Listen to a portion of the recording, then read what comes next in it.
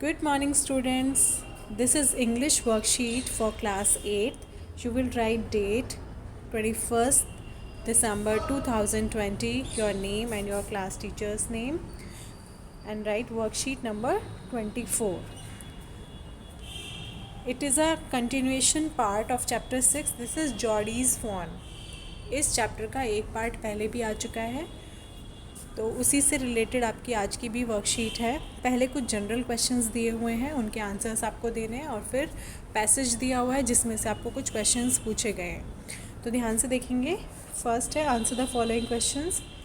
Wild animals live in village और eight our home. यहाँ पर ये ऑप्शन जो है ना इनकरेक्ट है। देखिए बेटा, जो वाइल्ड एनिमल्स होते हैं वो विलेज में भी नहीं रहते और घरों में भी नहीं रहते हैं, है ना।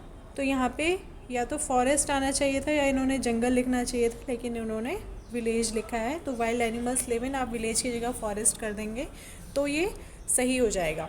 Wild animals live in forest और एट आवर होम। फिर आप इसमें से बताएंगे कि ट्रू कौन सा है और फॉल्स कौन सा है, कि वो घर में रहते हैं या जंगल में रहते हैं। ठीक है बेटा। उसके बाद आपका सेकेंड क्वेश्चन है, write the name of some animals you are afraid of. यहाँ पर आपको कुछ जानवरों के नाम लिखने हैं जिनसे आप डरते हैं।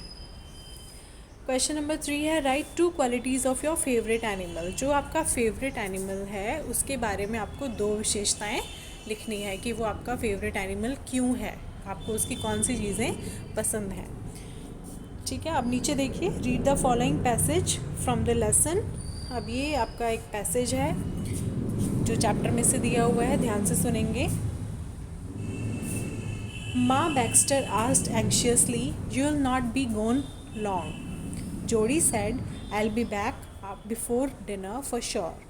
अब जो उसकी मम्मी है, जॉडी की जो मदर है माँ बैक्स्टर, वो चिंतित होकर कहती हैं उसको कि तुम ज़्यादा देर तक बाहर नहीं रहोगे।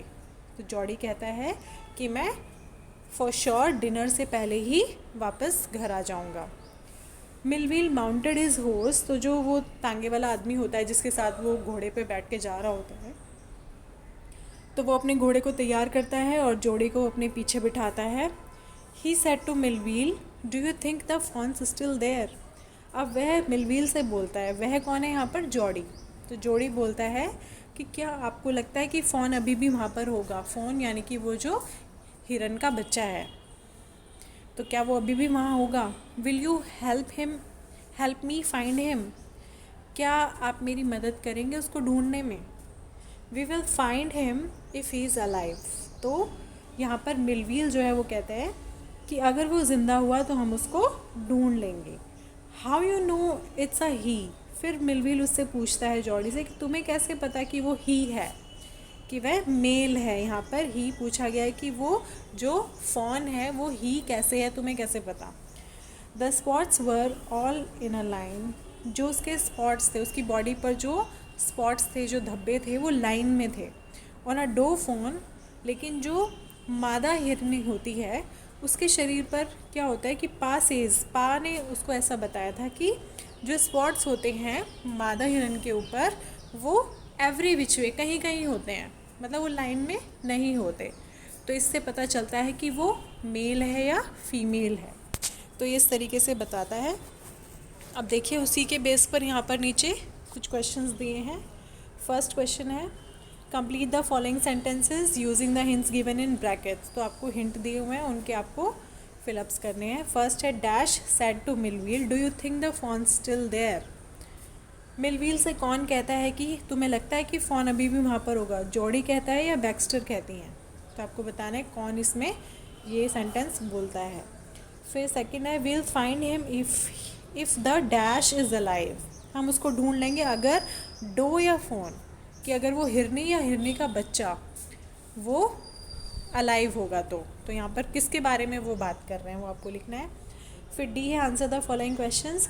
माँ Baxter asked anxiously, you will not be gone long. Who is you, Jody और मिलविल। तो माँ बैक्स्टर चिंतित होकर कहती हैं कि तुम ज़्यादा देर तक बाहर नहीं रहोगे। तो यहाँ पर यू कौन है, किससे बोलती हैं, वो जॉडी से बोलती हैं, मिलविल से बोलती हैं। तो आप उस पर टिक कर देंगे। फिर क्वेश्चन नंबर 4 है, how you know it's a he. तुम्हें कैसे पता कि वो ही है। ये क्वेश्चन कौन पूछता है, जॉडी पूछता है या मिलवील पूछता है। फिर है 5th question, how did he identify if the fawn was a he और अ शी। और यहाँ पर आपको ये बताना है कि वो कैसे पता करता है कि फ़ॉन जो है वो ही है या शी है, मेल है या फीमेल है, उसको कैसे पता चलता है। वहाँ पर क्या विशेषता बताई हुई है ये पहचानने की कि फ़ॉन मेल है या फीमेल है। तो आप बहुत ध्यान से पहले चैप्टर को भी रीड करेंगे अपनी बुक में और फिर ये पैसेज भी पढ़ेंगे और हर क्वेश्चन का आंसर सही सही लिखेंगे। Thank you.